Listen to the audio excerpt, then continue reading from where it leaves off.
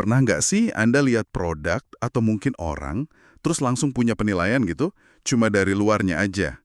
Kayak lihat kemasan kopi yang keren dan langsung mikir, wah ini pasti enak gitu. Atau mungkin ketemu orang yang pakaiannya rapi banget dan langsung, oke, ini orang profesional. Pasti pernah kan? Nah, hari ini kita mau bedah kenapa kesan pertama itu penting. Tapi ada yang lebih penting lagi, yaitu gimana caranya terus-menerus upgrade penampilan itu biar nggak ketinggalan zaman. Betul. Kita akan kupas tuntas ide dari buku The Cheat Code oleh Brian Wong. Fokus kita hari ini adalah kekuatan penampilan. Tapi bukan sekedar terlihat bagus sesaat ya. Bukan. Ini lebih ke soal terus berubah sebagai sebuah strategi. Kita akan lihat gimana ini berlaku buat merek-merek besar, dan yang paling penting, gimana kita bisa menerapkannya ke diri kita sendiri. Dan ini bukan soal jadi dangkal loh. Bukan sama sekali. Ini soal strategi cerdas. Siap? Mari kita bongkar sama-sama. Tepat sekali. Dalam sumber yang kita bahas ini, Wong membaginya jadi 3 langkah yang jelas banget. Pertama, bangun dulu fondasi citra yang kuat dan konsisten. Oke, fondasi. Kedua, nah ini yang menurut saya paling menantang, terus-menerus memperbaruinya, tapi secara terkontrol ya. Dan yang ketiga, menerapkan semua prinsip ini ke diri kita sendiri. Jadi kita akan telusuri 3 tahap ini biar benar-benar paham kenapa penampilan itu bisa jadi alat yang luar biasa ampuh di dunia sekarang. Oke, kita mulai dari dasarnya dulu ya, dari Cheat 27 di buku ini. Idenya simple tapi kuat banget. Presentasi itu bukan urusan nomor 2. Bukan. Justru itu gerbang pertamanya. Di situ disebutin, psikolog evolusioner bilang otak kita itu terprogram buat menilai ancaman cuma dalam hitungan detik. Iya, soal survival. Betul. Di zaman modern, ancamannya mungkin bukan macan, tapi penilaian orang lain. Dan waktu yang kita punya buat bikin kesan visual pertama yang bagus, sama, cuma beberapa detik. Bener, cepet sekali. Penulisnya, Brian Wong, punya cerita pribadi yang lucu soal ini. Waktu SMA, laporan sekolahnya itu selalu dapat nilai bagus. Ternyata, bukan cuma karena isinya, tapi karena tampilannya. Oh, menarik. Dia belajar desain sendiri dari internet, jadi laporannya selalu kelihatan super profesional. Ada grafiknya, layoutnya rapi, pokoknya laporannya terlihat pinter. Jadi ada efek psikologisnya ya? Nah, itu dia. Ini jadi kayak ramalan yang terwujud sendiri. Guru-gurunya jadi lebih terkesan duluan sebelum baca isinya. Dia bahkan nyebutnya merek Brian edisi awal. Cerita itu sebenarnya manifestasi dari apa yang disebut psikolog halo effect. Efek halo? Efek halo, gimana tuh? Orang yang profesional, otak kita itu secara otomatis cenderung mikir aspek-aspek lainnya juga pasti positif. Laporan yang terlihat pinter, langsung kita anggap isinya juga pinter. Bahkan sebelum kita baca satu kata pun. Gitu cara kerja otak kita. Jadi ini bukan soal membohongi orang ya, tapi lebih ke memberi kesempatan terbaik bagi karya kita untuk dinilai secara adil. Membuka pintu gitu. Tepat. Itulah inti dari branding. Sebuah merek itu kan pada dasarnya janji. Nah, visual itu pengiriman pertama dari janji itu. Coba deh kita lihat contoh dari sumber kita. Logo burung merak NBC. Oh iya, yang warna-warni itu. Sekarang mungkin kita anggap biasa aja ya, tapi coba bayangin di era pas semua orang masih nonton TV hitam putih. Wah, beda banget pasti. Logo merak yang berwarna-warni itu bukan cuma gambar, itu janji yang keras. Sama kami, Anda akan lihat masa depan. Anda akan lihat dunia dalam warna. Janji itu bikin mereka kelihatan sebagai pemimpin inovasi. Wow, saya nggak pernah mikir sejauh itu soal logo. Jadi intinya, untuk bisa diingat, kita harus terlihat bagus dan berbeda. Benar. Dan konsistensi membangun kepercayaan. Bahkan katanya hal sepele kayak format email pun penting. Sangat penting. Coba bayangin Anda dapat 2 email proposal. Satu ditulis rapi, poin-poinnya jelas, lampirannya teratur. Oke. Satunya lagi berantakan, typo di mana-mana, formatnya acak-acakan. Mana yang bakal Anda anggap lebih serius, bahkan sebelum baca idenya? Pasti yang rapi lah. Nah, secara nggak sadar kita mikir kalau emailnya aja berantakan, mungkin ide dibaliknya juga belum matang. Konsistensi visual itu sinyal profesionalisme. Oke, jadi fondasinya adalah tampil bagus dan konsisten. Itu kayak bangun reputasi. Tapi, reputasi yang hebat hari ini bisa jadi basi besok kan? Disinilah tantangannya. Nah, itu dia. Anda udah punya fondasi yang kokoh, terus apa? Disinilah kita masuk ke Cheat 28 yang menurut saya inti dari pembahasan kita. terus ubah tampilan Anda. Oke, ini bagian yang menariknya. Kalau visual Anda stagnan, orang tanpa sadar akan mikir kalau bisnis atau karir Anda juga mandek. Visual itu harus mencerminkan kemajuan, harus terasa hidup. Di buku ini ada contoh yang menurut saya jenius banget dalam skala kecil. Ada seorang wiraniaga yang punya trik unik. Gimana tuh? Setiap kali kirim email, di bagian akhir dia selalu nyisipin GIF animasi acak yang beda-beda. Kadang ayam menari, kadang kucing main piano, pokoknya nggak bisa ditebak. Hahaha, kedengerannya konyol ya. Konyol, tapi efek psikologisnya luar biasa. Orang-orang jadi penasaran dan sengaja buka emailnya. Bukan cuma karena urusan kerjaan, tapi juga untuk lihat GIF apa ya hari ini. Wah, itu jenius sih. Dia berhasil mengubah interaksi yang tadinya murni transaksional Jadi personal. jadi sesuatu yang punya elemen kejutan. Dia menciptakan ekspektasi akan hal baru. Saya bisa bayangin. Saya pasti akan buka emailnya, minimal karena penasaran. Ini kayak dapat kejutan kecil di inbox. Nah, itu kan trik untuk satu orang.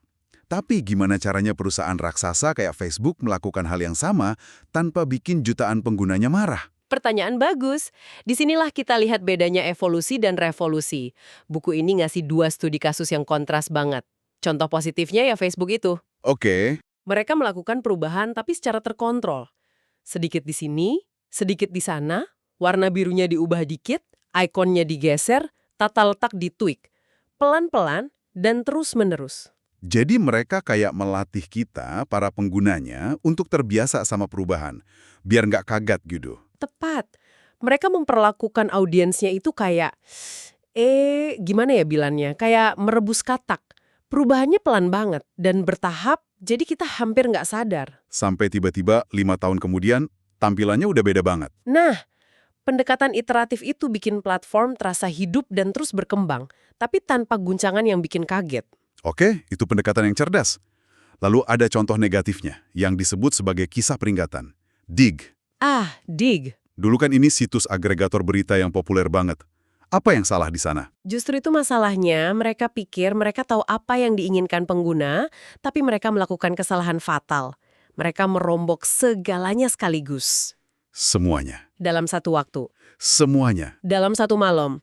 Algoritma, desain, model bisnis, mereka bertaruh pada satu perubahan besar-besaran. Hasilnya, kacau balau. Wah, Penggunanya marah besar. Mereka merasa situs yang mereka cintai itu direbut dan diubah total tanpa persetujuan mereka. Terjadi eksodus massal ke Reddit, terus PHK besar-besaran, dan ya, perusahaannya langsung rugi bandar. tunggu dulu. Tapi bukannya kadang sebuah perusahaan perlu revolusi? Kalau mereknya udah ketinggalan zaman banget, apa perubahan kecil-kecilan cukup? Poin yang sangat valid, dan jawabannya mungkin nggak cukup. Tapi revolusi yang berhasil itu biasanya didahului sama komunikasi yang intensif banget dengan audiens. Mereka diajak dalam perjalanannya, dikasih lihat sedikit-sedikit, dimintai feedback. Kegagalan Dig itu bukan pada niat perubahannya, tapi pada cara mereka memaksakannya ke komunitas. Jadi mereka menghancurkan kepercayaan yang sudah dibangun. Pelajarannya jelas ya. Evolusi yang terkendali hampir selalu lebih aman daripada revolusi yang mendadak. Betul. Dan ada satu peringatan penting lagi dari buku ini. Anda nggak bisa memalsukan kemajuan cuma dengan tampilan baru. Maksudnya? Kalau Anda launching website baru yang kinclong, tapi produk Anda masih sama payahnya atau bahkan lebih buruk, pelanggan bakal langsung tahu. Oh ya, benar. Itu kayak ngasih cat baru ke mobil rusak. Dari luar kelihatan bagus tapi mesinnya tetap nggak bakal nyala. Perubahan penampilan harus mencerminkan perbaikan substansi. Oke, ini semua masuk akal banget untuk perusahaan. Facebook, Dig, NBC. Tapi sekarang, mari kita tarik ini ke dunia kita. Apa artinya semua ini bagi Anda yang lagi dengerin? Nah, ini dia. Ini berlaku 100% untuk merek pribadi kita. Penampilan luar itu seringkali jadi cerminan kemajuan internal. Buku ini pakai analogi yang cukup nusuk sih. Bayangin Anda pulang kampung terus ketemu teman SMA yang masih pakai kaos band yang sama kayak 15 tahun lalu. Secara otomatis tanpa sadar mungkin terlintas di benak Anda. Kayaknya hidupnya nggak banyak berubah ya. Mungkin nggak adil, tapi begitulah otak kita bekerja. Jadi kalau kita nggak mengubah cara kita menampilkan diri, orang bakal mikir kita nggak berubah sama sekali. Tepat. Nah, ini menarik. Tapi berubah di sini kan bisa rumit ya. Apa artinya kita harus ikutin tren fashion terbaru terus? Cheat 29 di buku ini ngebahas soal berpakaian sesuai peran Anda. Benar. Dan ini lebih dari sekedar terlihat rapi. Ini tentang terlihat berbeda untuk menjadi diri sendiri. Kuncinya itu kesengajaan. Kesengajaan. Iya, intentionality. Brian Wong cerita pengalamannya datang ke rapat penting di Silicon Valley. Semua orang pakai setelan jas formal. Dia datang pakai blazer, sepatu keren, dan kaos kaki unik yang mencolok. Sengaja mau jadi pemberontak dia. Bukan. Pesan yang mau dia sampaikan adalah, saya nyaman dengan diri saya percaya diri, dan saya nggak perlu seragam untuk membuktikan kompetensi saya. Di lingkungan yang menghargai inovasi dan pemikiran out of the box, penampilan kayak gitu justru dikagumi. Itu nunjukin keaslian. Oke, jadi pertanyaannya bukan apa yang harus saya pakai, tapi pesan apa yang mau saya sampaikan dengan penampilan saya. Nah, itu dia. Tapi gimana cara ngerapinnya kalau kerjaan saya bukan di industri kreatif? Kalau saya akuntan misalnya, apa saya harus pakai kaos kaki unik juga biar dianggap otentik? Tentu enggak.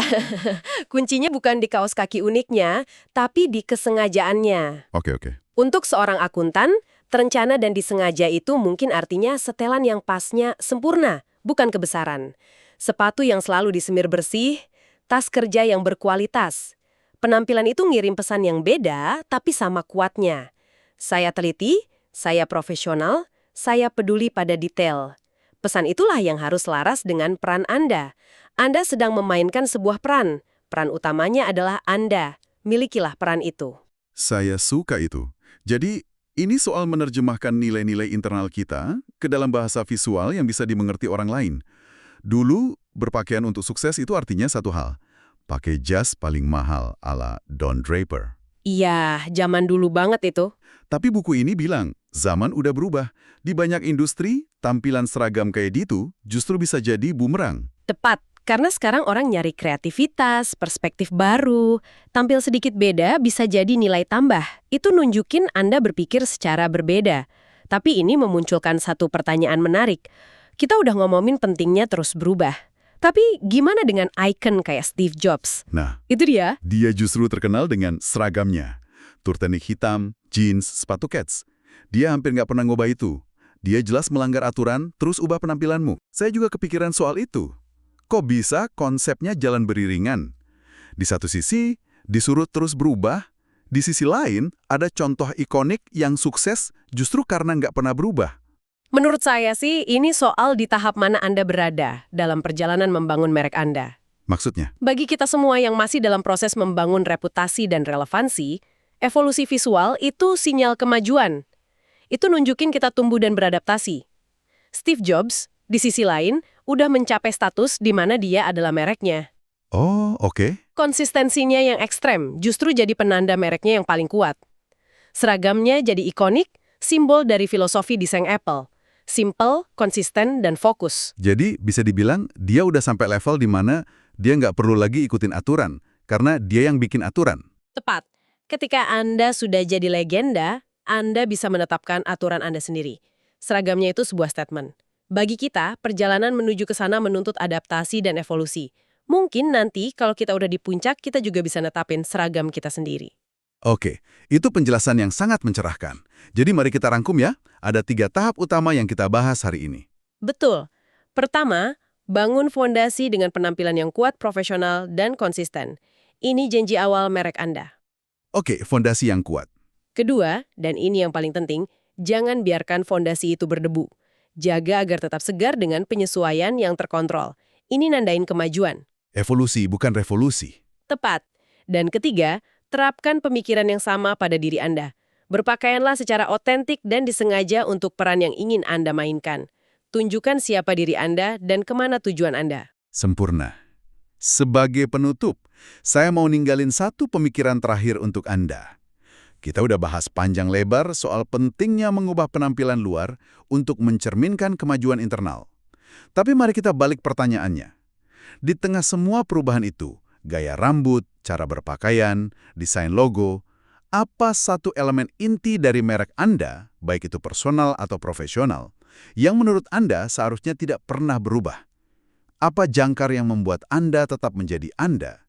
Nggak peduli seberapa banyak cat luarnya berganti. Sebuah pemikiran untuk Anda bawa.